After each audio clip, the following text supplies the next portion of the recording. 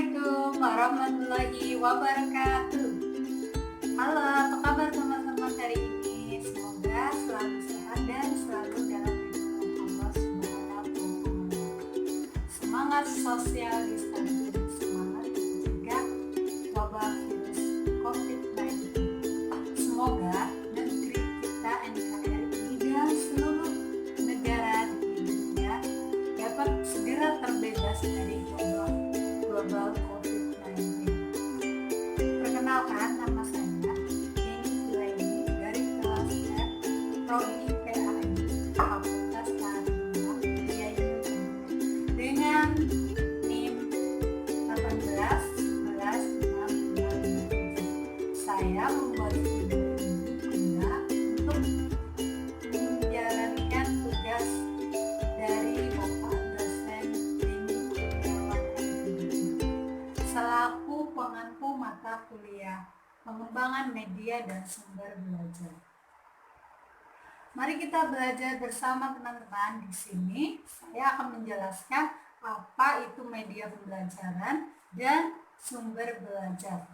Beberapa menit ke depan Anda akan mengetahui apa itu media pembelajaran dan sumber belajar dan apa saja manfaatnya serta contoh-contohnya. Dengan demikian, Anda akan mengetahui dan memahami dari media pembelajaran dan sumber belajar. So, stay tune. Jangan lupa like, subscribe, and comment.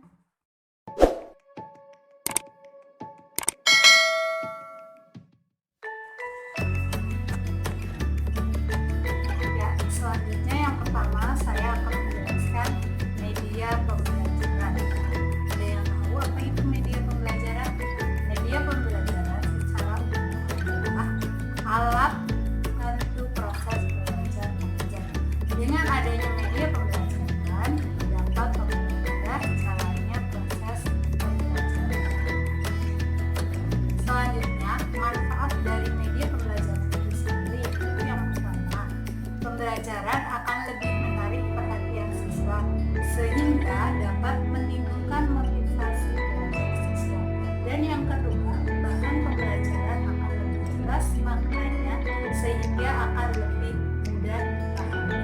Dan yang ketiga, metode belajar akan lebih bervariasi, tidak semata-mata komunikasi verbal melalui penuturan kata-kata seorang guru sehingga tidak merasa bosan. Selanjutnya, media pembelajaran dibagi menjadi 4 kelompok. Yang pertama, media hasil teknologi cetak adalah cara untuk menghasilkan atau menyampaikan materi seperti buku dan materi visual statis, terutama melalui proses percetakan mekanis atau foto atau fotografis. Seperti contohnya grafik, foto, atau representasi fotografik dan reproduksi.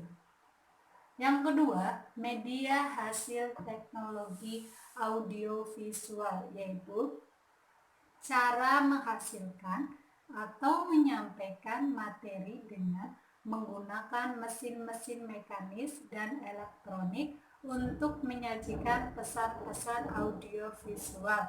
Contohnya, mesin proyektor film, HP recorder, dan proyektor visual yang lebar.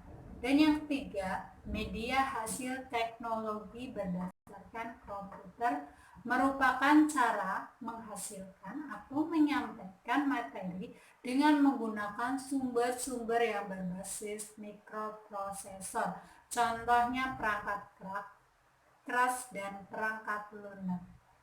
Yang keempat, media teknologi gabungan cetak dan komputer, yaitu cara untuk menghasilkan dan menyampaikan materi yang menggabungkan pemakaian beberapa bentuk media yang dikendalikan oleh komputer. Selanjutnya saya akan menjelaskan sumber belajar. Sumber belajar adalah semua sumber baik berupa data, orang, dan wujud tertentu yang dapat digunakan peserta Macam-macam sumber belajar ada 4. Yang pertama itu ada manusia, yang kedua ada bahan, dan yang ketiga ada lingkungan, dan yang keempat ada alat dan perlengkapannya. Manusia dapat dijadikan sumber belajar. Peranannya sebagai sumber belajar dapat dibagi menjadi 2 kelompok. Kelompok yang pertama, misalnya guru, konselor, administrator pendidikan, tutor, dan lain sebagainya. Kelompok yang kedua yaitu dokter, penyuluhan kesehatan, dan komisi. Selanjutnya, bahan. Kelompok ini bisa disebut dengan media pembelajaran. Bahan yang dimaksud misalnya buku paket, video pembelajaran, film, bola dunia, grafik, CD interaktif, dan lain sebagainya. Selanjutnya yaitu lingkungan. Lingkungan dibagi menjadi 2 kelompok. Lingkungan yang didesain khusus untuk pembelajaran, misalnya laboratorium, kelas, dan sejenisnya. Lingkungan yang dimanfaatkan untuk mendukung keberhasilan penyampaian materi pembelajaran, misalnya museum, kebun binatang, dan sejenisnya. Dan yang terakhir, alat dan perlengkapannya, misalnya televisi untuk membuat program belajar jarak jauh, komputer untuk membuat pembelajaran berbasis komputer, tape recorder untuk membuat program pembelajaran audio dalam pembelajaran. Ya. Selanjutnya, manfaat dari sumber belajar sendiri yaitu menurut Rohani meliputi yang pertama, memberikan pengalaman belajar secara langsung dan konkret kepada peserta didik. Dan yang kedua, dapat menyajikan sesuatu yang tidak mungkin diadakan. Dan yang ketiga, dapat menambah dan memperluas cakrawala sajian yang ada di dalam kelas. Dan manfaat yang keempat, dapat memberikan informasi yang akurat dan terbaru. Dan yang kelima, dapat membantu memecahkan masalah pendidikan. Ya, demikian